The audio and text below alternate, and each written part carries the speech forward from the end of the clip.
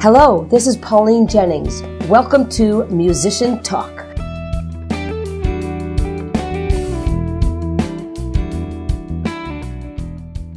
Thank you to Reunion for sponsoring today's show.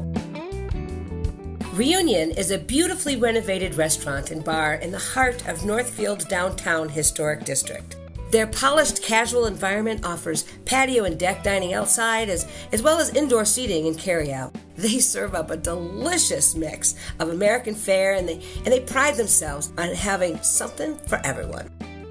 Daily features are offered Wednesday through Sunday, which now includes brunch on Friday, Saturday, and Sunday beginning at 11 a.m.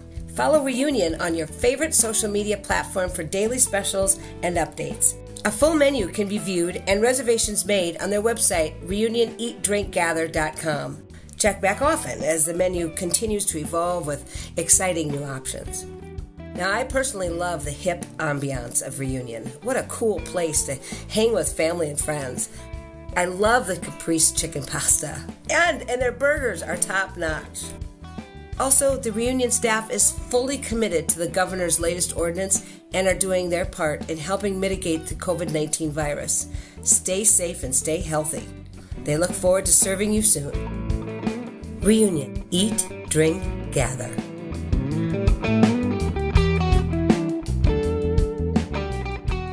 My guest today on Musician Talk is Luke Smith. He is a singer-songwriter and producer from Faribault.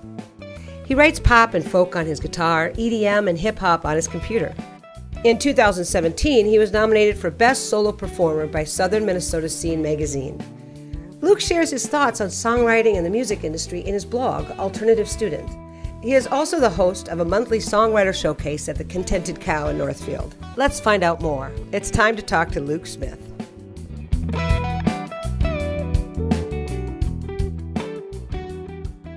Hello, Luke. Welcome. Hi, thanks for having me. You're welcome. So how are you doing today? I am doing pretty good. How are you? I'm great. I'm really great. I'm really happy to be talking to you today. What I want to know first is how have you been handling this break from normal with the COVID pandemic? I'm one of the lucky people that got to keep my job. I actually work in a nursing home as a CNA. Wow. So very fortunate to still be able to be working this whole time. So. Okay, so CNA, what's that? That is a certified nursing assistant.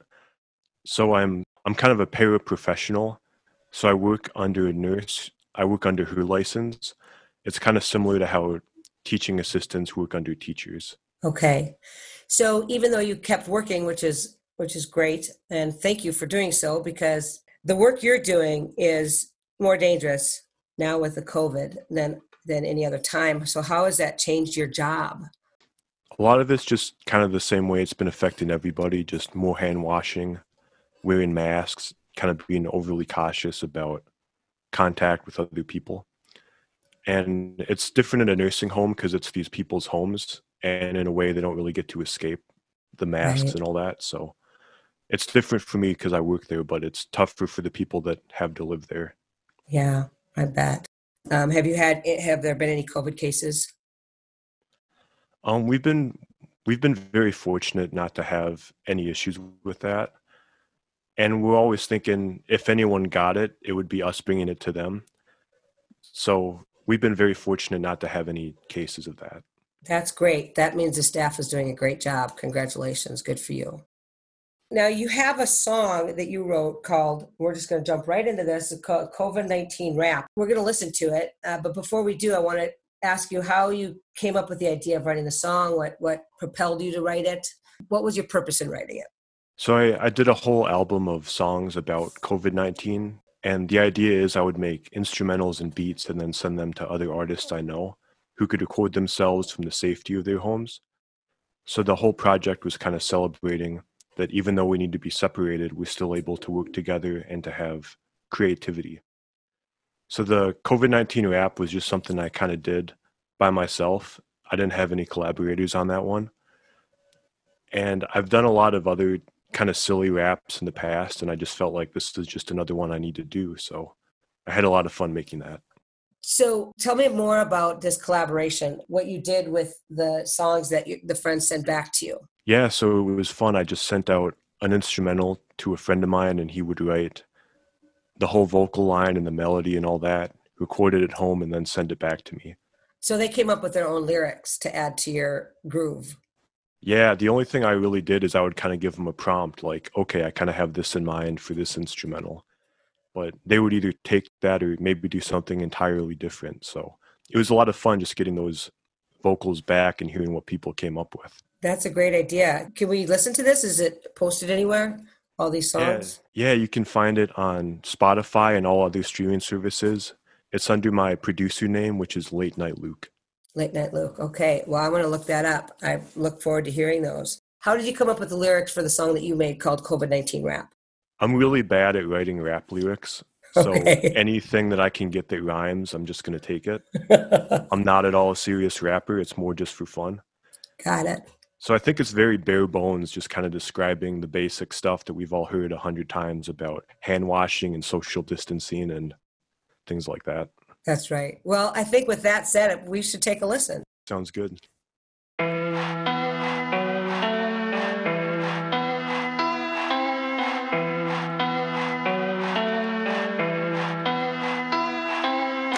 Got my mask, got my gloves on. Wash my hands from dusk till dawn. 6 feet away, we'll be gone. I ain't passing none of this shit on. I say mass infection in my section. Touch no one, no affection. Keep your space to keep the peace. Count the days for the spread to cease. I say flatten the curve, slow the spread. Flatten the curve, slow the spread. Flatten the curve, slow the spread. Slow the spread, get the bread.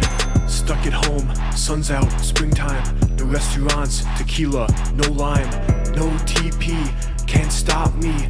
I got 2+ saved, so I'm carefree. People never learn to wash their hands. People never learn to wash their hands. People never learn to wash their hands. Doesn't work, new plan. Most days, just getting by. Count the weeks till these fears will fly. Stay at home order, got me border. Then Sauron waiting in Mordor. But it's worth it, save the old folk. Most at risk, not a joke. I'm killing germs wherever I go.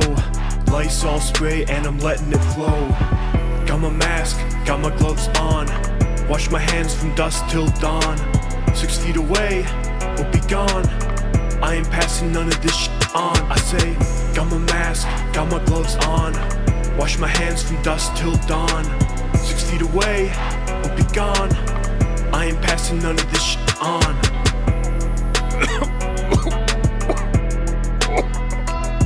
I think I might be coming down with it.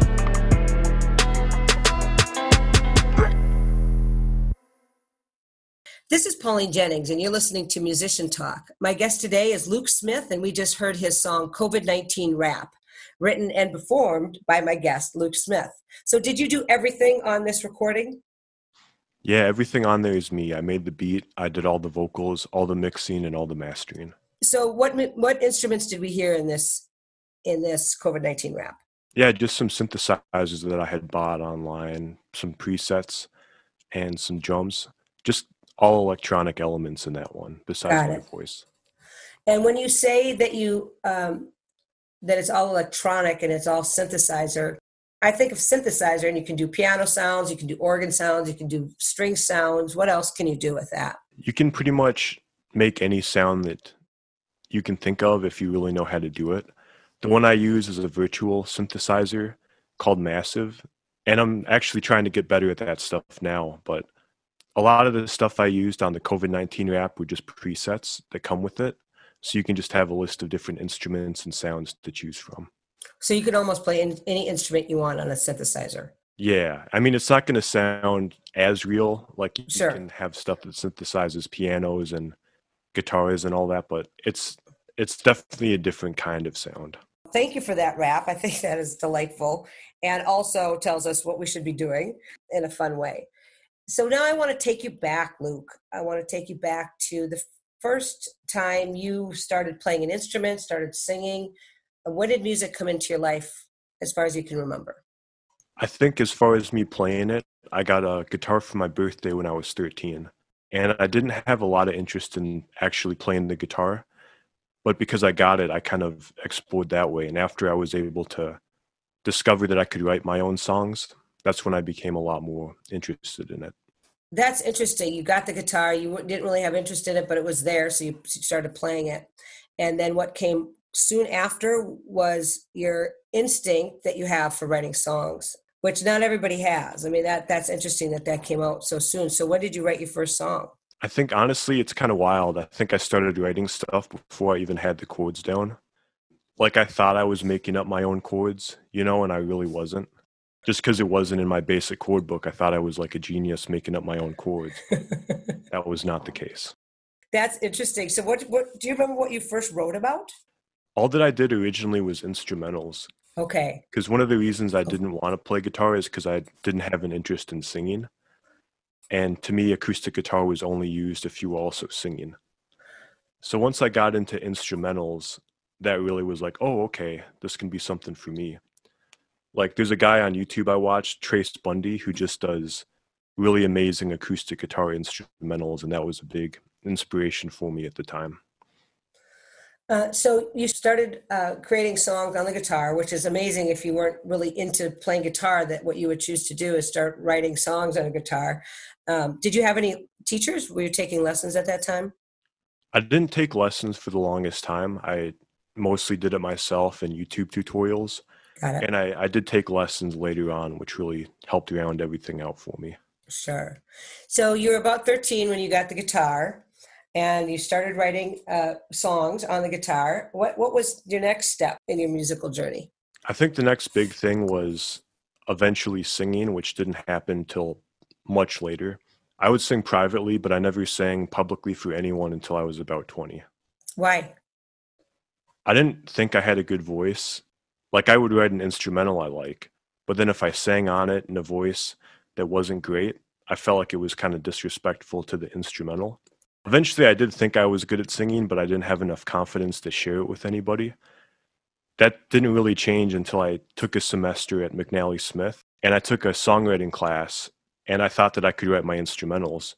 But what I discovered is it had to be lyrics. So in that way, it was a good excuse to be forced out of my comfort zone. What happened that changed your mind about your singing from thinking that you didn't sing very well to thinking that you did have a good voice? I think the big thing was just getting feedback from other music students. Because Okay. occasionally I would hear someone tell me that I had a good voice, but I didn't really believe it. I felt like maybe they had bad taste or low standards or something. Well, So when I got that feedback from other students that were also serious about music, that were going to study music, then I felt like I could believe it more. that you were in a place that you could hear them and a place that you could believe it and accept it for yourself. That's really cool. So once you decided that you could sing, how did you get the confidence to sing publicly? I think that also just came from school because I only was at McNally Smith for one semester, but that's the main takeaway is that I can go and sing now if I want to. I started pretty small. I was actually the first show I played was the Contented Cow in Northfield. Hmm. And it was funny because I set it up, but I didn't really promote it because in a way I didn't want people I know to be there. I just wanted strangers to be there. And it worked out perfectly because that's kind of what happened. And then my second and third show, started inviting all my friends and family. So you got good feedback from the strangers that allowed you to feel the confidence to do your craft in front of your friends and family.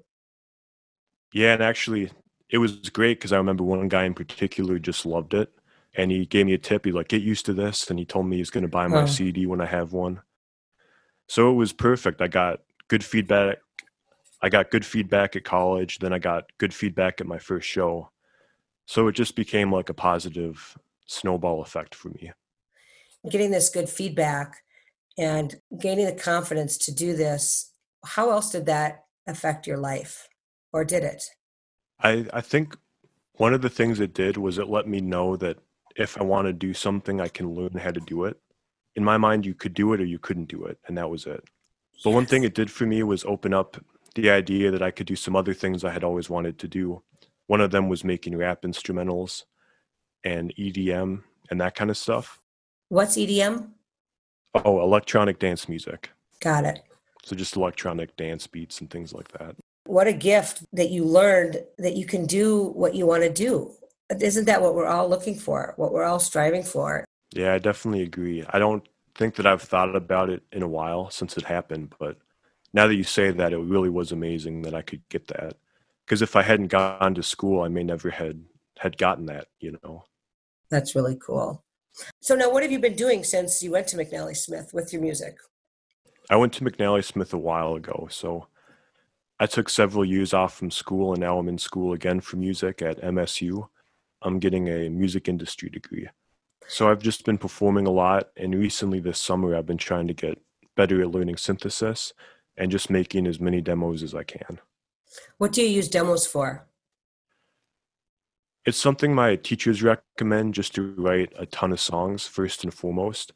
So rather than trying to make every song just perfect and polished, I'm just going to make demos. So the main idea of the song is articulated. And then when I come back and I want to finish, I have a whole selection of things to choose from. So you're creating a catalog of ideas, musical Yeah. ideas? Okay. Yeah, just like a big catalog of ideas. And then when it comes time to make an album, I can just take the best ones. And when you say you make a demo, that just basically means you have an idea and you record it. Yeah, so I Yeah. get all the rough elements in there. Pretty much, I do what I would do if I was finishing it, but it's not as polished. And I don't add as many layers and I don't try to make it perfect. That's nice. I like that.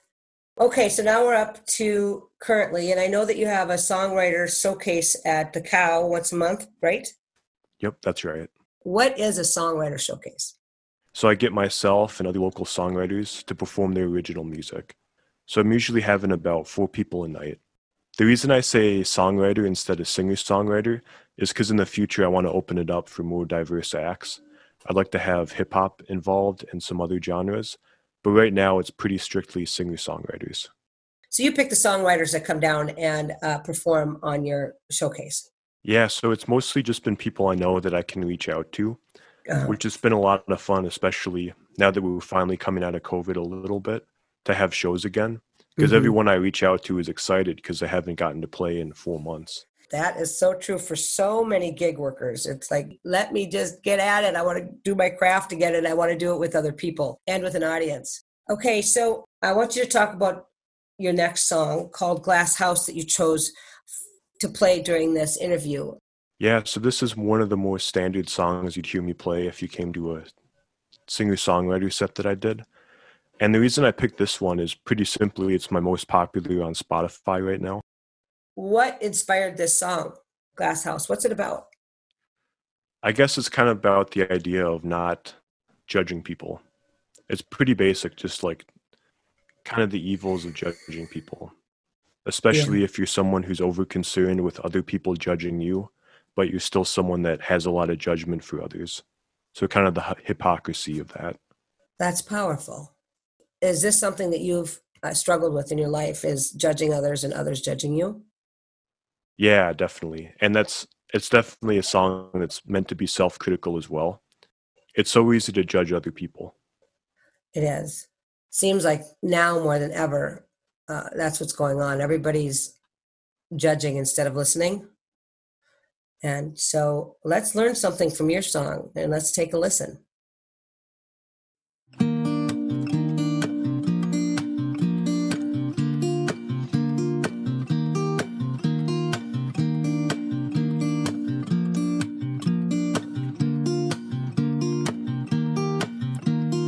Oh, you don't even know what I have done.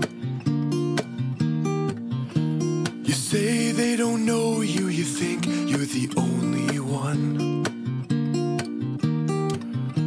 It stands to reason that your house of glass shines like new today, but never can last.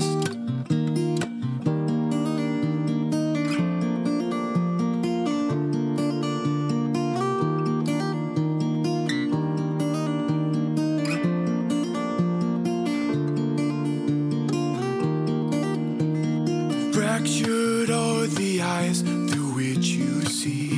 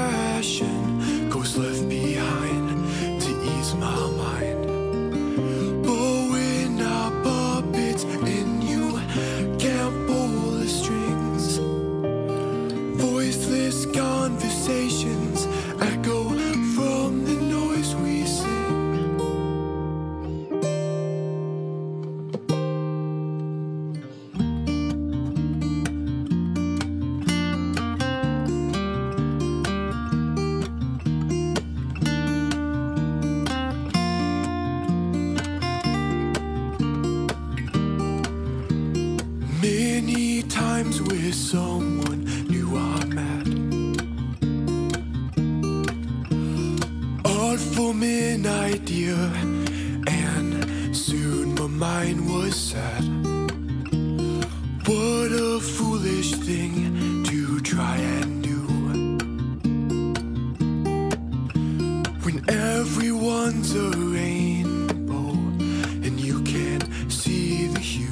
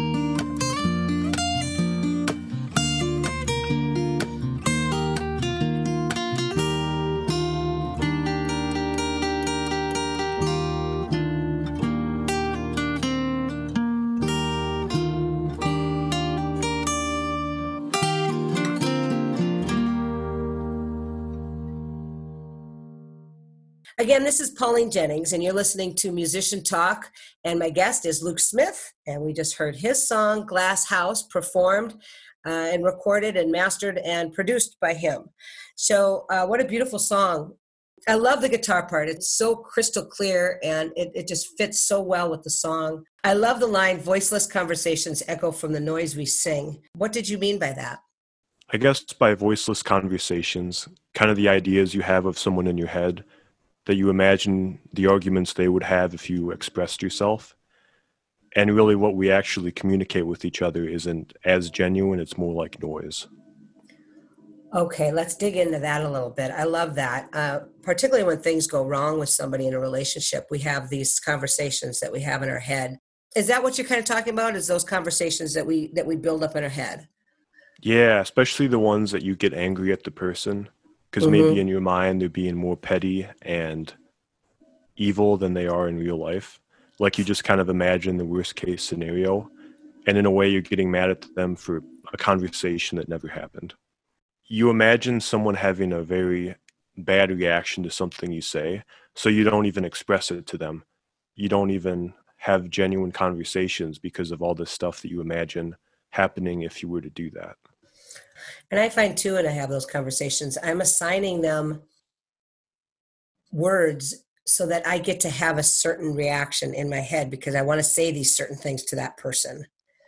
Yeah, you kind of give them straw man arguments so you can have the satisfaction of beating the argument, but that didn't even happen. Exactly. Nicely put. I like to talk about how music matters, and we have done already a lot, and just everything that you've said, and so much of it is just so spot on. But I want to ask you, from a 10,000-foot view, how you think music matters in your life. I think a big part of it is just me being able to express myself. Because ever since I was young, one of the things I like to do the most is just be creative. I used to draw comic strips a lot. For a long time, I wanted to have my stuff published in the newspaper like Northfield. So it's really just nice to have something in my life that I can use to be creative. I just feel like it's part of my personality. And if I don't do that, I feel like I'm being stifled. And how has music and music in your life and this outlet for creativity enhanced your life and your relationships with people? I know a lot of musicians will say the same thing, that the best part of this is just meeting other musicians at open mics or at shows. It just means a lot to be part of a community and have that sense of belonging to a group of people. Well said. Yes, I agree. I have something new to do this week, and you're my guinea pig, Luke, and it's called Best Gig, Worst Gig. And usually I don't want to dwell on the negative, but often from our worst gigs, we learn something. Let's start with worst so that we can end with best. Do you have some performance that you can think of that just fell apart or just was not a great experience? Yeah, there's a couple I can think of. Okay, we all have them. Okay, tell me one of them. I think the worst one was I played at the coffee shop in Hopkins. It just so happens that I had 3 or 4 people coming, and for different reasons, they all couldn't make it. And the person that played before me, the entire crowd left after they were done. Oh, no. So I played for an empty room. Completely empty? Yeah, and the owner was mad at me too, and I tried to explain, like, I had people come in. I tried to promote it. So not only did I play to an empty room, I kind of got yelled at a little bit. So okay, so what did you learn from that? I think the big thing for me is knowing in advance what the venue expects of you, because this is a place that was a lot more serious about making sure that you bring people than other places I've played, like, for instance, the Contented Cow. So just knowing that in advance and making sure that if that's the case, that you can give them what they need. Okay, so now the best. Can you pick one that was the pinnacle of your performing career thus far? Yeah, I like this one a lot because I got to play at Heritage Days in Faribault, and my family lives 1 block away from where the place is. So I got to walk 1 block, and I made really good money to play for an hour. That's great. Luke, I want to thank you so much for coming on today and talking to me about some of your musical journey and your thoughts about music. Anything that you want to add at the end here before we end our talk? Well, first, thank you again for letting me come on. This has been a really cool experience. And if anyone wants to follow me, they can find me on lukethomassmith.com. It'll have links to all my various projects on there. lukethomassmith.com. Yep. Is that what it is? Right. And so they'll find your music on there. They'll find information about you, where you're playing. Yeah, it'll have my shows on there. It'll have all my music, and the Songwriter Showcase, and everything that I do is going to be on there. Awesome. And do you have a gig coming up? Yeah, the next show that I'm playing is August 15th at 10,000 Drops. And that's in Faribault? Yep, that's right. And when's your next showcase? The next Songwriter Showcase is August 8th, and that's going to be 7 to 9 at the Contented Cow. Okay. And if somebody wants to be a part of the showcase, can they just contact you and send you some of their work to see if they can be on the showcase? Yeah, if anyone's interested, just send me an email with recordings of songs and your bio and all your socials, and then I can get back to you about that. Awesome. That's great. Thank you so much, Luke. What a terrific conversation. I got to know you better, and I look forward to hearing you play. Yeah, this was great. Take care. Thanks again to Reunion for sponsoring Musician Talk. Please be sure to swing by Reunion for your next excursion out into the world. They are committed to making your experience safe, fun, and delicious. Reunion. Eat, drink, gather. Thank you also to Luke Smith for joining me today and telling us about his musical journey. And of course, mostly thank you to you out there for listening to Musician Talk on KYMN. You have a terrific day.